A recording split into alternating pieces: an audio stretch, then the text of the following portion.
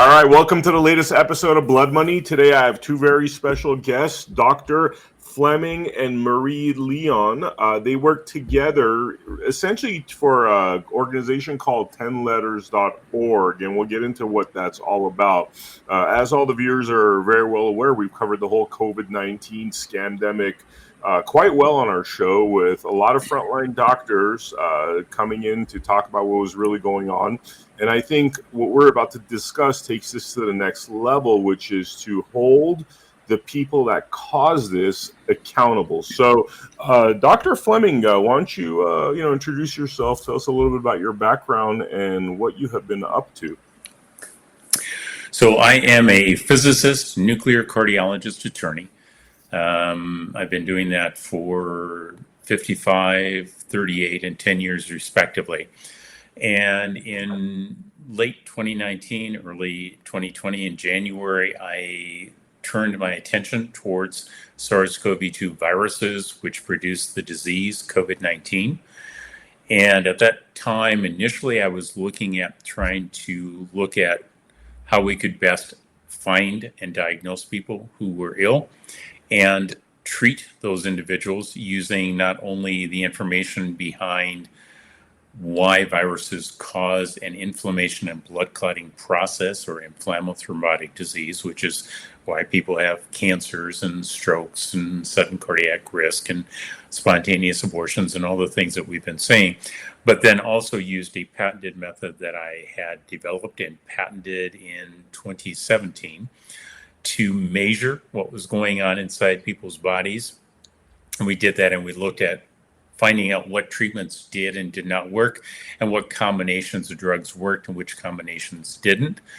But in the process of running that initial research, I began investigating what we were dealing with, the type of virus we were dealing with, the origins of it, who was involved in the development, where the monies came from, what papers were published, everything that was relevant to understanding the virus. And that led down this dual pathway of not only addressing illnesses that people were having and finding treatments, but more importantly, why we ended up where we ended up in January, February, March of 2020 and thereafter. And it actually dates back several decades with research monies coming out of the federal government, more than half of it coming from the Department of Defense and National Institutes of Health and Health and Human Services, with research monies that went to develop separate viruses that we know are man-made, that were in various labs throughout the world. And the players that were moving that money around and were involved in the research. So people like Anthony Fauci and Collins at NIH, and Peter Daszak at EcoHealth Alliance, and Xi Zhengli at the Wuhan Institute of Virology, and Ralph Barrick at the University of North Carolina, and so many other places. I mean, we're talking about the University of Chicago, Iowa, Nebraska, University of Texas Medical Branch in Galveston, lots of universities throughout the country that have an involvement, and lots of places around the world, including Fort Detrick, which tried to recruit me early on in this process to come work as a physicist on viruses funded by NIAID. So all of that led into more in-depth connecting the dots of really who's responsible for how we got to where we are today. And there's a lot of people that are very concerned about the consequences of these viruses, of SARS-CoV-2, or what everybody likes to call COVID. That's the disease. Kind of like HIV is the virus and AIDS is the disease. Well, SARS-CoV-2 is the virus and COVID is the disease. And people are concerned about a lot of things, and rightfully so, whether it's social distancing or masking or the shutting down of schools or people not being allowed to get together in their own home. I lived in Los Angeles when this started, and there were electric companies shutting off power to people having family events. And genetic vaccines, something that's very hot and very, very popular. We know there's been problems as a result, but the real cause of all of this is the virus, because absent this virus having been illegally developed and available to get out of the labs and cause these infections, we wouldn't have had any of the rest of this. There wouldn't have been any social distancing. There wouldn't have been any masking. There wouldn't have been the development or the perpetuation of these genetic vaccines. This was the combination of the perfect storm with parallel pathways, which is part of what I got into at the CSPOA, or the Constitutional Sheriff's Peace Officers Association conference that we were at a couple weeks ago in Las Vegas, where I was explaining that the viruses and the genetic vaccines are parallel pathways that merged together as a result of this pandemic that occurred. And it's not a pandemic that would have occurred had we not been illegally funding and carrying out research. And by we, I mean the United States has been instrumental in it. Many people turned a blind eye to the research that was done. We knew there were problems. Gain of function was shut down for a brief period of time in the 2014 to 2018 era by the Obama administration, but it wasn't Obama who did that on his own. He did that under pressure from scientists and physicians who said, wait a minute, we have viruses that are leaking out of labs, that are man-made, that are dangerous. We have other viruses that are not man-made, like smallpox, that we're finding in vials sitting around on labs that shouldn't be sitting around in labs where anybody can get them. We have the University of Wisconsin and the Netherlands research on avian flu virus, the same viruses we're talking about now, that were undergoing gain of function, illegal activity. We have the evidence that shows that the United States began investing quite heavily in Ukrainian labs, with more than 46 labs identified within a matter of months a year ago, when Russia started walking its way into the Ukraine. These were labs that some of them didn't exist before, but Russia was there building biological weapons. We knew it. They knew it. They knew we knew it. And then when Ukraine separated from the Soviet Union, so that we now had Russia and the Ukraine, the United States went in there and funded laboratories, including mobile labs, to continue that research. And we saw early on in the invasion of the Ukraine, the chaos and efforts that went to cover up our funding. In fact, in November of 2019, and we talk about this in greater detail in the book, is Are We the Next Endangered Species? Bioweapons, Eugenics, and More. We talk about the cover-up, the obstruction of justice by the Department of Defense, because in November 2019, the United States DoD paid $419,511 through Black & Veatch, connected with Metabiota, and need I say, Hunter Biden, that they paid that amount of money for Ukrainian labs in November of 2019 to put together a report on COVID. Now, that was 6.5, 7 weeks before anybody heard about anything going on in December of 2019 in the Wuhan market. And today, if you go to the U.S. spending website to look for those spending and funding documents, you will find out that the United States government has wiped those documents off the internet after I've been out there speaking about this and pointing it out to people. So we not only have the original information, but we have the new information that shows a couple of things. The Department of Defense now claims that that funding stopped on the 31st of January 2013 using the exact same grant code numbers. They also identify money going out the door in a similar manner, but for research on and investigations in children. So the Department of Defense has not taken the stance of just, accidentally trying to delete something and saying, whoops, somebody pressed a button here. They have gone so far as to intentionally and knowingly alter data ultra evidence that showed that they were involved in the funding of this type of research before this pandemic ever occurred. So it's our job, my job, and the people that are working with me, like Marie, to help explain in objective, clean-cut evidence that anybody can go find and that a jury will look at and a grand jury will look at, the evidence of these criminal actions of the development of biological weapons by the United States government, including Fort Detrick, including the Department of Defense, which, by the way, is kind of an oxymoron because it's hard to call it a Department of Defense when most of what it does is offensive. I mean, no country ever won a war on defense. We weren't on defense in Vietnam. We weren't on defense in Japan. We weren't on defense in France. We weren't on defense in Germany. It should be called the Department of Offense because it's not just defending the country. It's going out there literally causing problems. And in the book, again, I'm going to point out to you that a lot of this research, both on the biological weapons and on the genetic vaccines, which are a eugenics program, they emanate not only from what was going on in the United States in the 1850s, beginning in the 1850s, but it was stepped up at the end of World War II when a lot of people want to talk about the Nuremberg trials. Well, in the Nuremberg trials, we prosecuted a couple dozen Nazi high officials, scientists, doctors, attorneys.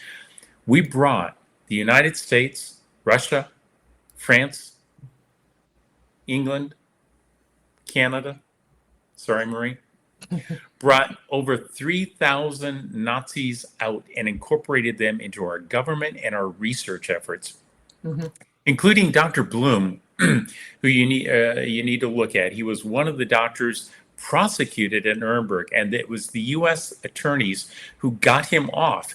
And this man is a man who developed aerosolized vaccines, did genetic research on children, did anthrax on U.S. troops and Russian troops. We got him off. We brought him to the United States and incorporated him into our labs in the U.S., where Operation 63, MK Ultra, and Operation Paperclip, the Russians, Operation Ashrafisham, and a variety of other operations occurred that led to the continued development of biological weapons, the continued use of eugenics programs, which is what the genetic vaccines really do. They alter the genetics of somebody.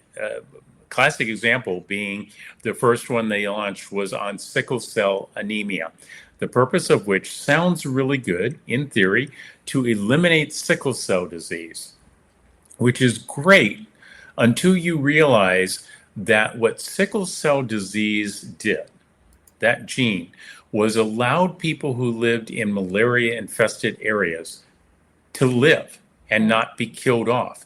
So we are intentionally now deciding that these genes are not of value to humans, and we are going to eliminate them.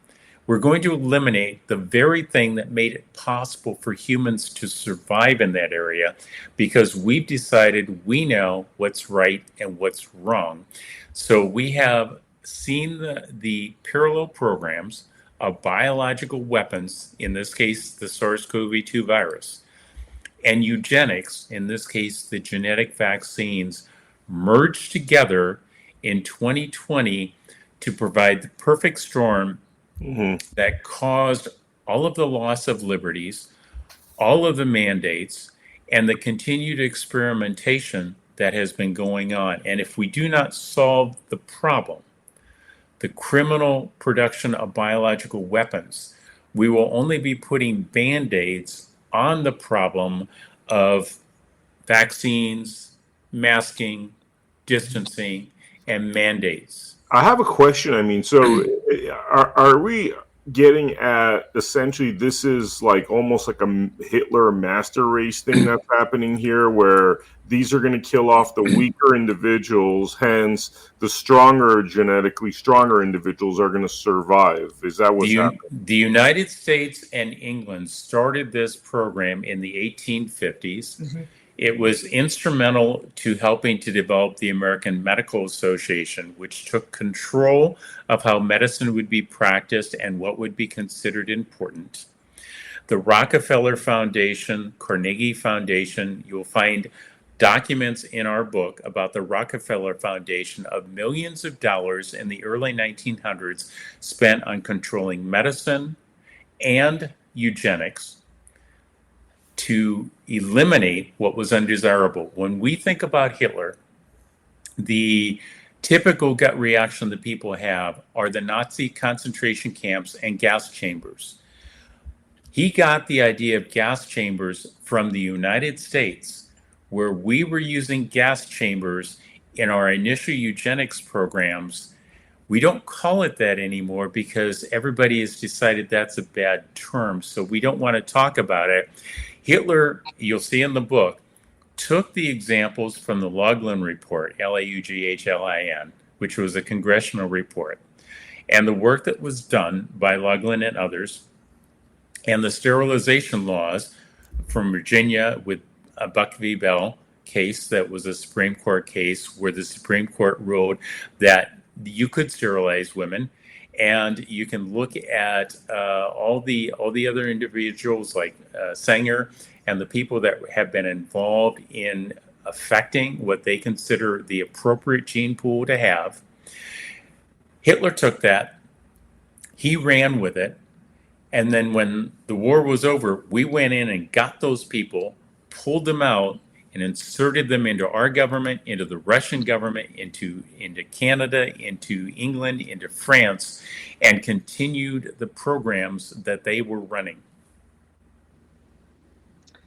Wow. Nuremberg processed 24 people, roughly, and brought thousands of them out without people knowing about it. A good friend of mine, Nora Volkow, she and I both trained together at UT in 89 to 92, both with positron emission tomography or PET imaging. Nora's father was gotten out of Nazi Germany to Brazil. They came after him, one of the good guys, and did away with him. Nora's now at NIH. She is head of brain imaging, PET imaging at NIH. So these people we initiated in the United States and England. The Nazis did nothing more than try to fine-tune it. And when the war was over, we took them out and inserted them into all of our countries, mm-hmm. and used all of what they have learned and incorporated it into our countries and our governments and our CIA and our mm-hmm. FBI and our DOD and our science programs. Mm-hmm. Wow.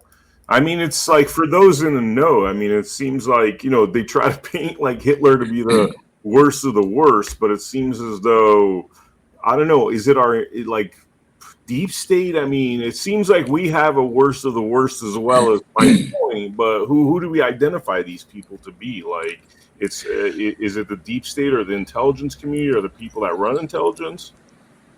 So there are several people that were put in, and some of their names are included in the book. Some of them are not. You'll get a chance to see my training, how I was picked up in the 1960s, thanks to the JFK program. You'll get a chance to see the different programs that have developed along the way.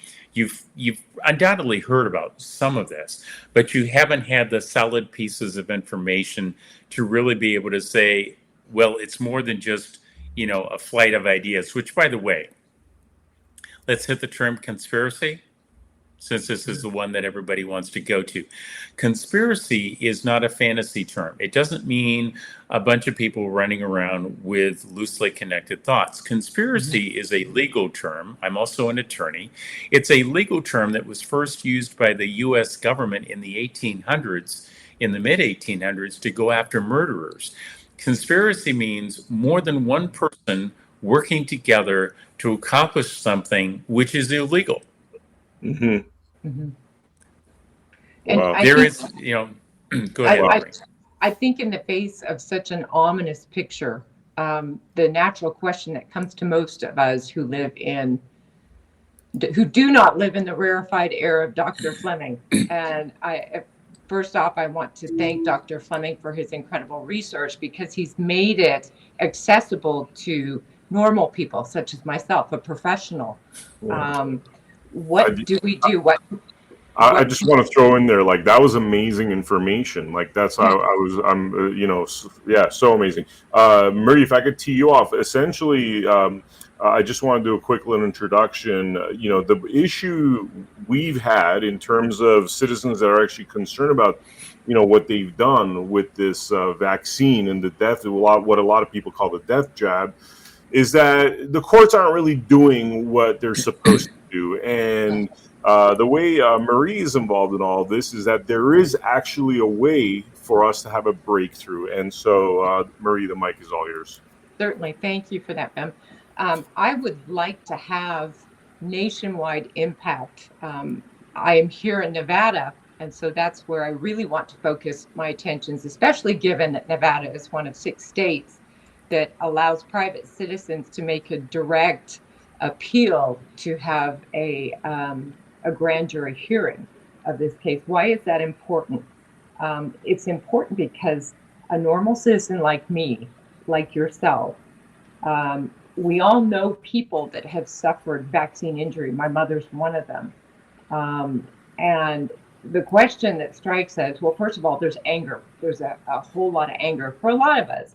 Many people are not clued in to this, and they value their security, what the government can, what they suppose the government is giving them. They suppose a security, not realizing the contextual picture of what's actually going on here. That none of this was done in defense, the Department of Defense. I laughed at that, Richard. That's really appropriate, because we definitely want to keep these folks on the offense. My job as a regular citizen has been to work with Richard, Dr. Fleming, to find out, how do we cast a vision? How do we cut through the public outrage in a way that we can cast vision with contextual understanding of the vaccines? And I came up, as I'm thinking about this, I like coming up with keywords that help me remember things and remember facts. And the 2 words that I came up with were fruit and root. There is a fruit to these vaccines that we are experiencing on a daily basis. In my case, it was my mother developed a clotting disorder and required immediate surgery and attention, and will be for the rest of her life on anticoagulants and blood pressure medications. So there's the fruit. Many of us have similar stories that we can recount. And yes, it makes me incredibly angry to see her suffer, and to see that for the rest of her life she is going to be having to adapt now to this health situation that was really imposed on her through no understanding of her own. What she thought she was doing was the public narrative, which is, well, we've got to protect one another. Take the jab to protect your community, not realizing that what we were doing is actually quickening the death knell. It's always something very kind of positive that they try to sell us with everything that they want to do that's corrupt. Hey, we got to be, nice to trans people. And sure, yeah, I want to be nice to trans people. Doesn't mean I want the trans person in the same bathroom as my 10-year-old daughter, Right. Yeah. Anyway. Yeah, exactly. So I think, yeah, it was framed nicely, right? And played on our humanity, the best parts of our humanity. However, the reality is that was a manipulation, that was mind control. That again springs from the same roots as what Dr. Fleming was referring to happened after World War II. The CIA did a lot of development of mind control programs, and one of those involved our media, and we can see the complicity of the media in this whole process of spreading the message that we had to do our part. We had to protect one another. And God helped those of us that said, no, time out. This doesn't feel right. If it walks like a duck and talks like a duck, I thank God that I met Dr. Fleming and I was given this information. There was nothing that could stop me from sharing it. And that situation continues. So here I am as an advocate. I'm a professional. I don't have a lot of time, but I'm here to tell people we need your involvement. As one person, we can't do anything. But as we, the people, we have a chance to hold these people accountable. I talked about the fruit. Okay, now I want to talk about the root because it's not just about the vaccines and the vaccine damage that we've seen occur. What we have to do is go back to the root of what caused the SARS-CoV-2 viruses and look at something called gain of function. And Dr. Fleming can pipe in here at any moment. But what I'm trying to do is to contextualize the strategy to go after those that are responsible.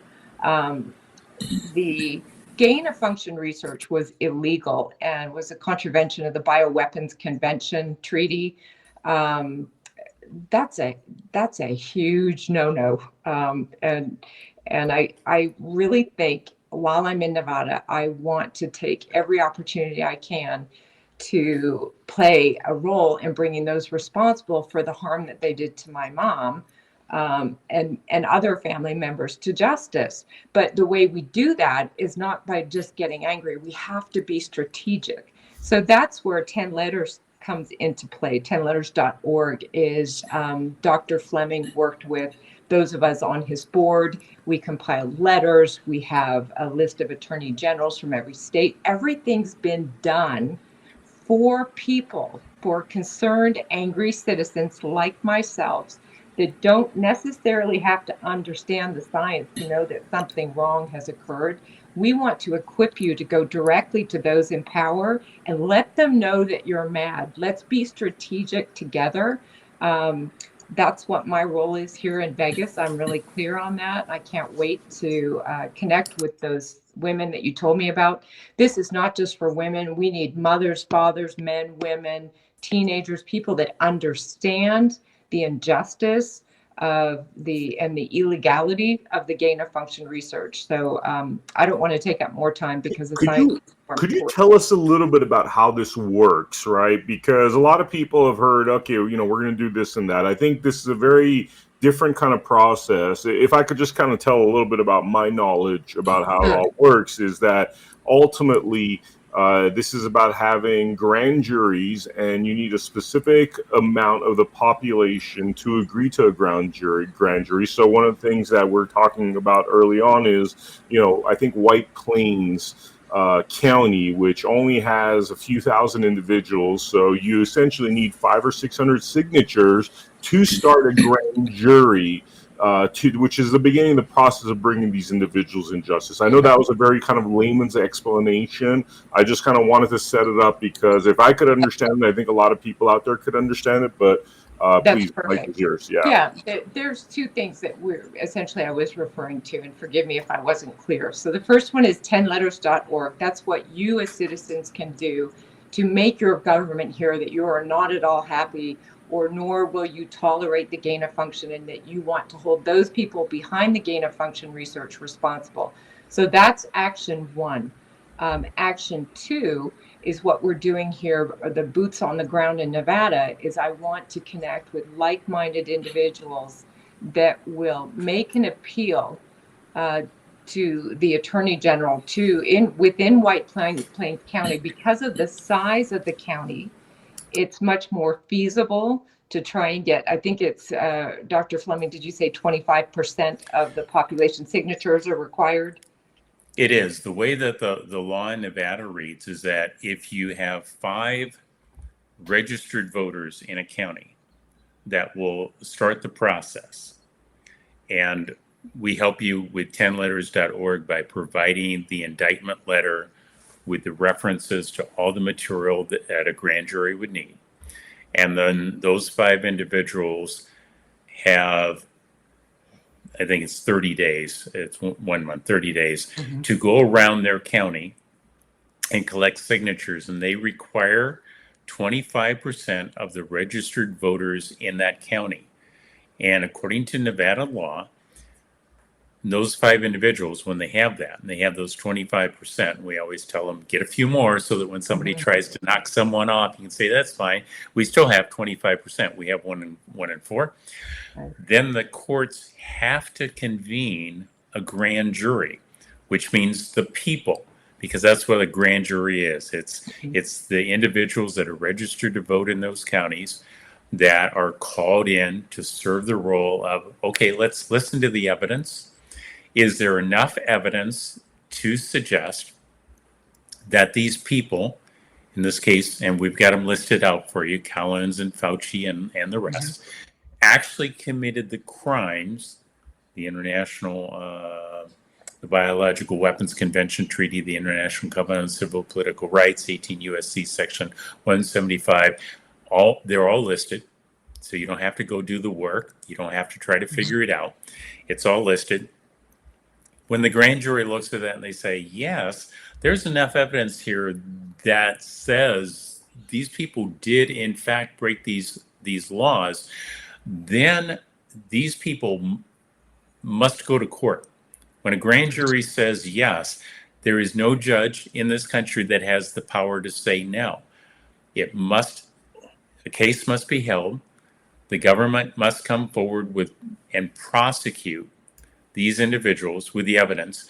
And you not only have myself, you have Dr. Kevin McCarran, who's the world's expert on prion diseases in animals in Japan. Mhm. You have Charles Rixey, who is a former U.S. military weapons of mass destruction expert. You have Joanna Deinert, who's a German physician very much involved in viruses, virology. You have Andrew Huff, who worked at EcoHealth Alliance and helped write the grants for the gain of function research.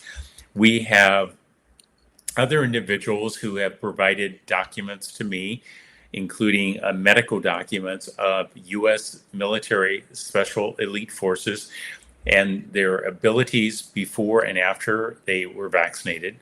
We have documents on prescription drugs for in-hospital patients, that those drugs were not given to the patients. They were sold by hospital staff to make a profit instead of treating the COVID patients. We have over 10,000 documents on secured U.S. files. We have the evidence from the original book is COVID-19, a bioweapon, a scientific and forensic investigation. And we will have all the evidence from this book, Are We the Next Endangered Species, Bioweapons, Eugenics, and more. All of that, along with a test deposition that I already gave under oath with a DVD, to be provided for these individuals for a grand jury that lays out the evidence that proves that these people did in fact commit these crimes. And then it goes to court. And when we start to see this happen, and again, the people in Nevada have a unique opportunity. Only 6 states in the country still have laws that allow the people to say, well, if the prosecuting attorneys, the attorney general and the district attorneys won't do it, we the people can. And that's that second part of this, which is getting the signatures to take it to the court, and the court reporter, the person in charge of all the legal documents for the courts in the county of White Pines, has to then say, we have to convene a grand jury. This evidence has to be looked at. And if the grand jury says, yes, there's evidence here, these people will be indicted on crimes that caused everything that you've been experiencing for the last 52 plus months, even though this has been a decades, and in some instances, many decades long process. So for the people that, have talked about, let's have a Nuremberg 2, oh my goodness, no, we don't want another fiasco like Nuremberg 1. No. We want a real accounting of these criminals. We want an accounting of the people who lied to us, the people that we pay taxes to provide the facilities and the personnel and the equipment, and put them in positions of responsibility to represent the people of the United States, and yet took an oath to us and then broke that oath, violated that oath, and continued to develop weapons that ultimately has come out and harmed. Well, in the United States, there's more than 1.2 million dead Americans, which are more dead Americans than we've lost in our military since 1776. From the genetic vaccines, the maiming and the injuries are more than 1.5 million more maimed, harmed Americans than we've had in the military since 1776. There are an additional 600,000 excess deaths in the United States that aren't even being called COVID, yet we know that because of the virus, these people had these inflammatory thrombotic, inflammation and blood clotting disorders that I talked about, prion diseases, abnormal proteins causing brain damage like Alzheimer's disease and amyloidosis of the heart and diabetes. More than 600,000 excess deaths above and beyond that, and a guaranteed 42,516 vaccine deaths, which are sadly more deaths than we've lost in every war except the 5 bloodiest the United States has been in. And to put that in comparison for numbers, the next closest vaccine was 53 deaths due to swine flu vaccine, which was pulled off the market, and we went after those people in the 1970s. So this makes everything that has been done before pale in contrast, all because these people spent tens of over 61 million that we've tracked so far, funding weapons to be used. And guess what? They got out. They got out and they killed Americans. They killed people around the world.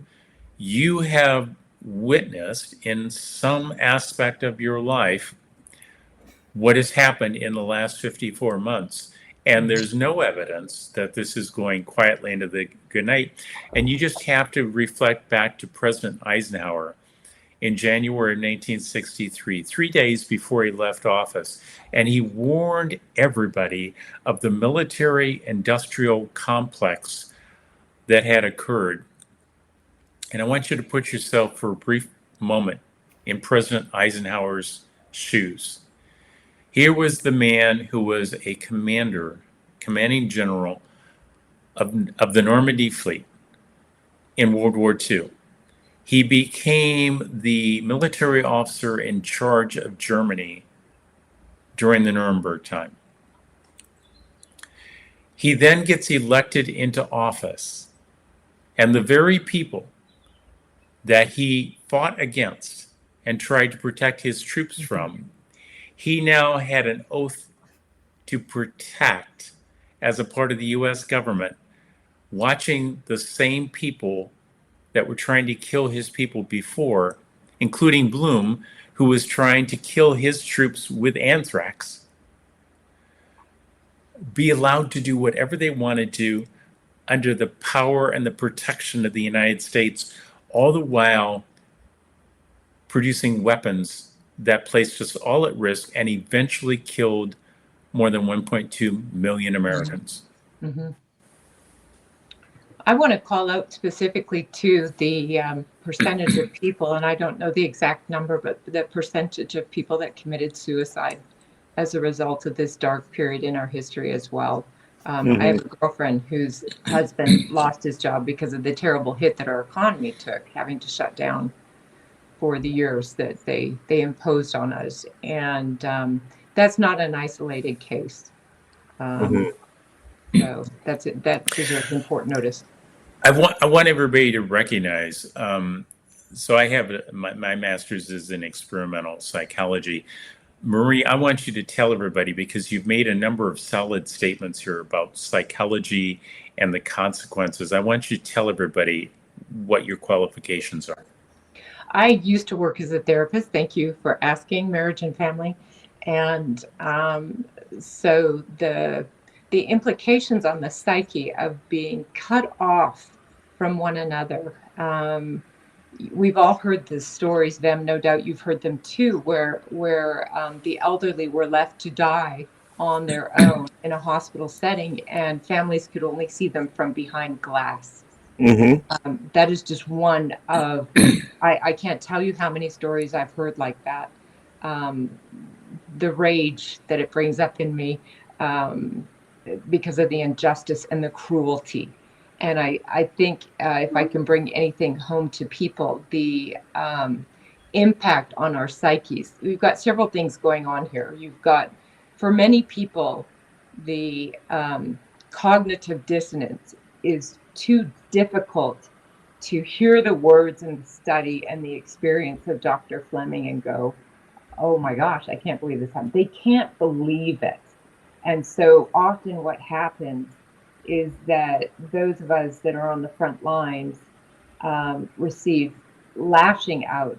They receive a lot of hate because we threaten to upset the narrative. We are upsetting it, whether they like it or not. It's coming anyway. But there's a lot of issues surrounding the human psyche right now through this terrible crime against humanity is what it is. And so I think there has to be a sensitivity as we approach the public. There is no shame in having taken the vaccines. Fear was used masterfully to control us, again, playing on our most heartfelt human compassion and loving emotions, protectiveness towards our fellow brothers and sisters. So there is no shame,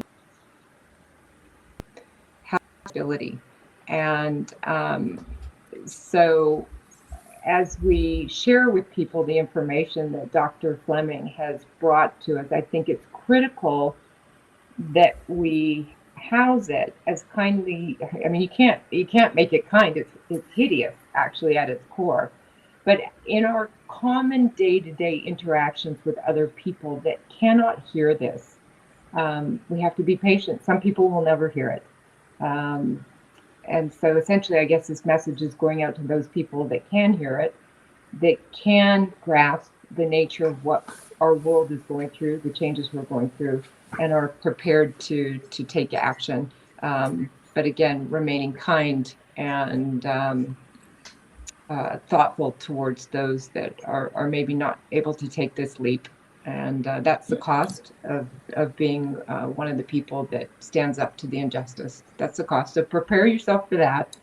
But gird yourself with the information that Dr. Fleming's made available, because it's incontestable.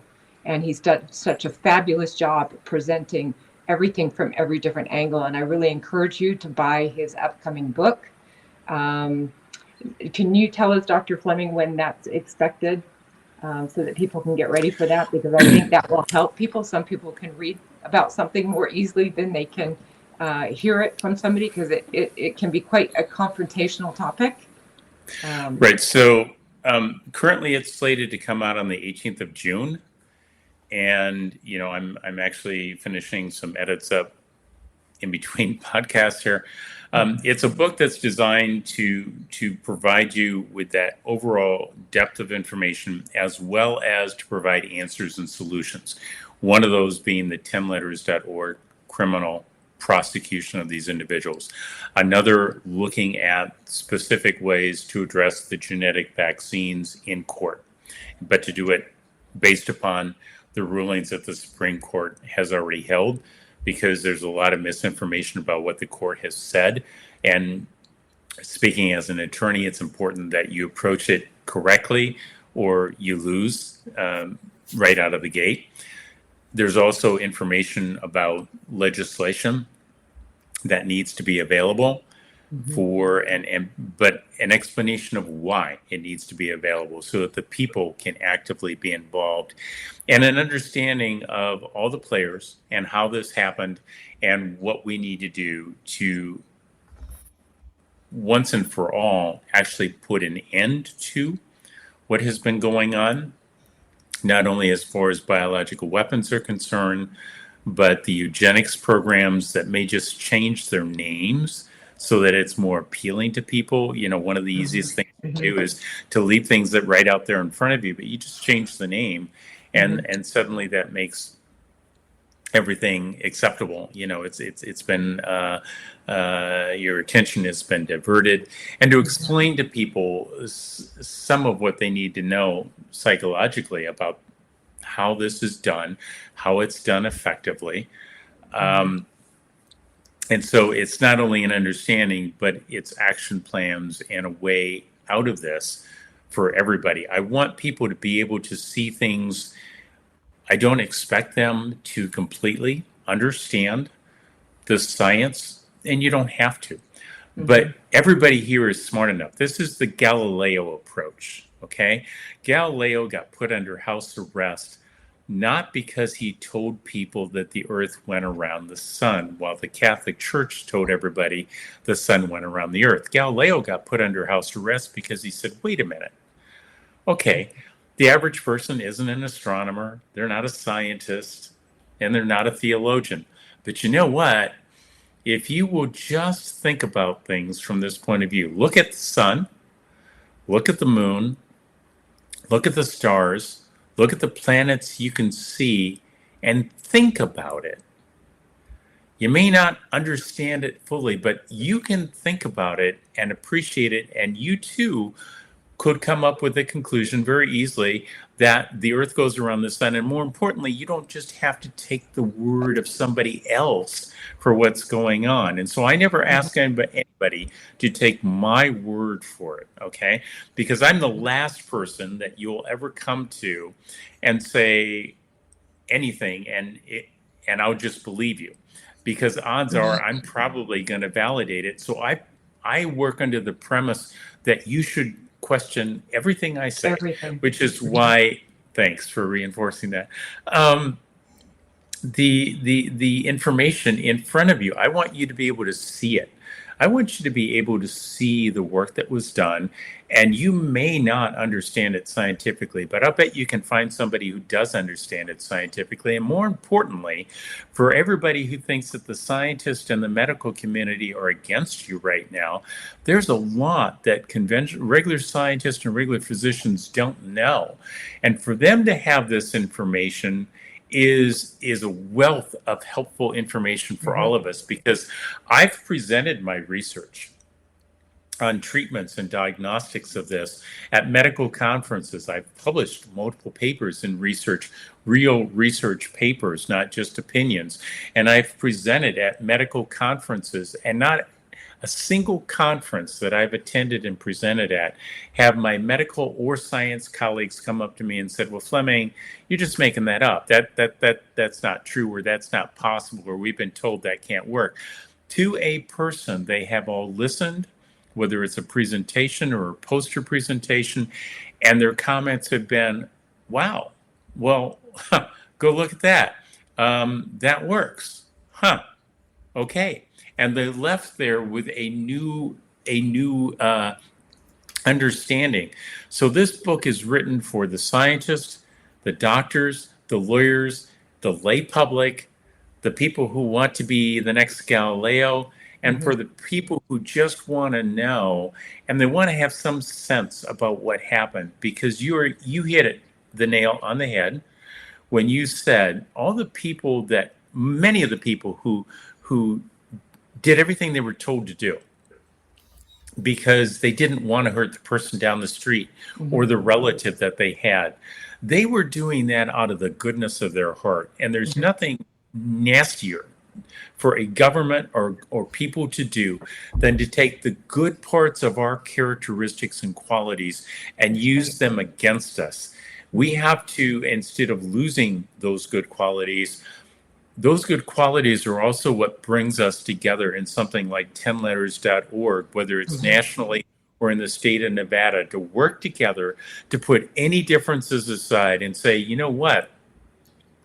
If there's an ounce of truth in these documents that these people committed these crimes that are responsible for the harm and injury to the people I care about, I owe it to the people I care about to become actively involved and make sure this doesn't happen so somebody else I love or care about doesn't get hurt in the future, or someone else that you love or care about is not another casualty added to the list because I failed to act today.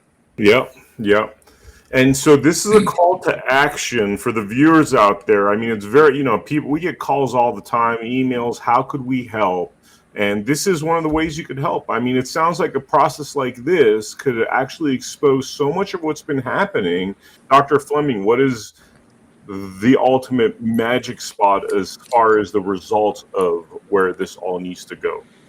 All right. Well, fortunately, we're going to get more than one magic spot out of the actions that are being placed here in 10letters.org in the book. The first one is to stop the development of these biological weapons, just as we said we would as a country, not only in our treaties, but in our federal laws, including 18 U.S.C. Section 175, the 1989 Anti-Terrorism Act, which covers this. The very things to stop this and to hold these individuals criminally accountable, to allow any of these people to leave office, to continue to benefit from a salary, to continue to live out their lives, and to continue to perpetuate and make more harm is unconscionable. It's inconceivable. We cannot allow Fauci and the others to go free. They have committed crimes that they must be held accountable, or the United States is saying we allow this type of thing to happen, and it gets worse from here.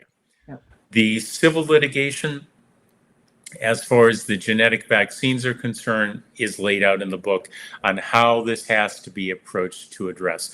And the legislation that needs to be passed, because it's one thing, as I point out in the book, and you've heard other people say, the government isn't supposed to be involved in healthcare, and it's not. But they are. And so it's not good enough that everybody says, well, you can't be involved in healthcare. We have to have it on the record. We have to have federal laws, and it's laid out in the book, put there, that specifically states that the federal government will no longer be involved in healthcare. Medicare and Medicaid is there as an insurance plan, and that's it. From that and nothing else do they have the right constitutionally, and they will write the laws written for them that specifically states or stipulates that they will no longer become actively involved or passively involved in healthcare. In fact, the book goes even further to point out that even the states have limitations upon them, because the 10th Amendment doesn't give all the power to the states if it's not a federal power. The 10th Amendment to the U.S. Constitution is very specific in that it states whatever is not vested, expressly stated in the Constitution as a power of the federal government, belongs to the people and the states. Mm-hmm. The people and the states. It doesn't say the states, it says the people and the states. And the states can only get the power that they have if the people decide to let them have. So if you don't have that power, you can't give it to the state, and the state can't grant it to the federal government. We need this specifically laid out so that there won't be any other questions asked. And by the way, we also hit the World Health Organization Treaty and the international health regulations in this book, because people do not understand limitations of treaties and the importance of treaties. When we signed the World Health Organization, and this is a part of one of those key items that we're going to get accomplished in the book, we did so. The president signed it, and Congress ratified it. And Congress ratified that treaty with some understandings. So there's three things to know: declarations, reservations, understandings. Okay? Mm-hmm. Declaration has no legal meaning. The Declaration of Independence, 2/3 of it comes from the Flemish Declaration of 1581. That's what Thomas Jefferson used. It was a declaration of war. It wasn't an establishment of laws. That was the U.S. Constitution. Declarations have no effect on a treaty. Reservations and understandings do. It means Congress ratified it, went along with it, with the reservation or understanding of certain, whatever they state. That treaty, the World Health Organization treaty and the international health regulations, were done with the expressed understanding and reservations that nothing in that treaty gives power to the UN or anybody else over the United States and the individual states. And it's specifically noted as federalism. It's stated in the understandings, which means under the federalism rule, it belongs to the power of the states.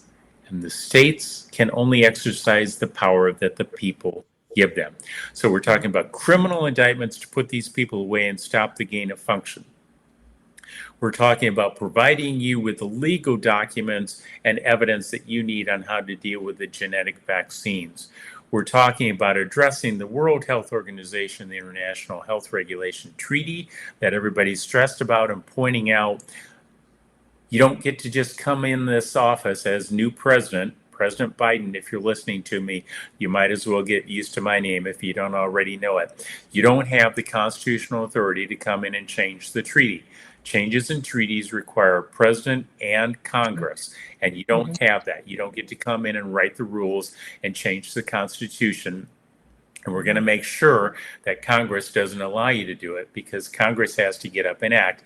And the fourth thing is the legislation, the laws that need to be passed to take back control of medicine away from the government, to take back control of science away from the government and restore it back to the people, and primarily back to the physicians, because the practice of medicine is one of the oldest professions on the planet.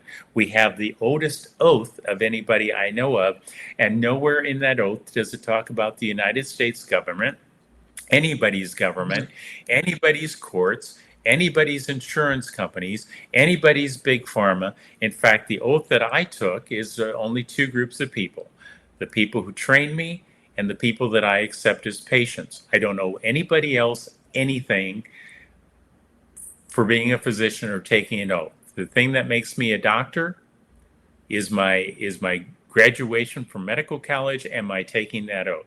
That's what makes me a physician. All the rest of it is icing on the cake. Wow, amazing. Amazing. This is such great information, guys. Is there anything we didn't touch upon that's worth mentioning before we wrap it up? Oh, you never want to ask me a question like that, because that's where I could probably go on forever. But we hit key topics that are critical for people to understand. And I want people to know that this is being presented in a way, in a format that you can understand. That the book has not only the written material, but QR codes that will allow you to go to secured website, where you will look at the slides, and I will either have an audio file, a video file, or both, walking you through the slides. So you take your time. This isn't a speed reading class. This is about depth of understanding. And one thing I've noticed is that the better the book is, the more times you read it, the more you get out of it. I turned off Marie. For some reason, you're sideways all of a sudden, so that's why I turned you off. But no worries. I really appreciate you guys showing up for the Blood Money podcast. For the viewers out there, please, this is a call to action. You just got to collect signatures, and especially for people in counties like White Plains where you need like 500-600 signatures. I mean, this is the most worthy cause. It's something that, frankly, I've known about for over a year now, and were I not running the America Happens Network, this would be the first thing I'd be doing. But I got to oversee a ton of shows, so I'm hoping some of the folks out there that have the time, that care about what's been happening, actually go out, collect some signatures, follow the directions on 10letters.org. And really appreciate you showing up for the Blood Money podcast. Make sure you go to americahappens.com, insert your email address so you can stay subscribed to our network. Anything we didn't talk about that's worth mentioning, Doctor? There's one minor thing I just want people to think about. Imagine you live in White Pine County, Nevada. What a lot of people in Washington, D.C., like Anthony Fauci, would consider nowhere. think of the power that you just found out that you have Yeah. for what's happened in this country. That a quarter of your population, 600 people, could change the history of the United States and the world for the better. Now that's real power, and it's more power than Anthony Fauci had.